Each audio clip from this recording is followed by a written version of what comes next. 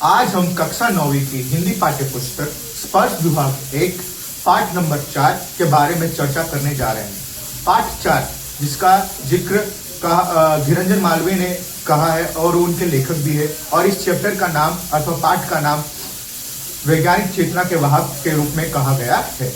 यह पूरा पाठ एक भारत के सबसे लोकप्रिय और विश्व के सबसे लोकप्रिय और सबसे वृद्धिवान व्यक्ति में से एक वैज्ञानिक के बारे में जिक्र किया गया, जिनका नाम चंद्रशेखर वेंकट रमन के बारे में अर्थात सर सीवी रमन के बारे में चर्चा किया जा चुका इस पाठ में है। अगर आप इस पाठ को ध्यान से पढ़ेंगे तो आपको मालूम होगा कि सर सीवी रमन जो पूरे भारत नहीं पूरे विश्व भर में सर के रूप में जाने जाते हैं, ये उपाधि उनको दिया गया है। अगर आप इस चैप्टर को ध्यान से पढ़ेंगे, इस पाठ को ध्यान से पढ़ेंगे तो बहुत कुछ उनके लाइफ के बारे में इस पाठ में पढ़ाया गया है। जैसे स्टार्टिंग में आप पढ़ेंगे तो आपको पता चलेगा कि वेंकट रमन तमिलनाडु से थे। उनका जन्म 1888 तमिलनाडु में हुआ था और वो बचपन से ही पढ़ाई लिखाई में बहुत होशियार थे।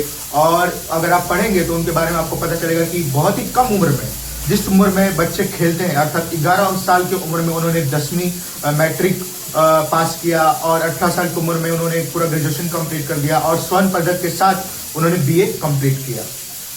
परंतु एक चीज में वो काफी अच्छे थे, उन्हें वैज्ञानिक चेतना अर्थात वैज्ञानिक दृष्टिकोण से समाज को देखने की उनकी आदत बचपन से थी और यही चीज उनको निचले स्तर से ऊंचे स्तर तक लेके गई।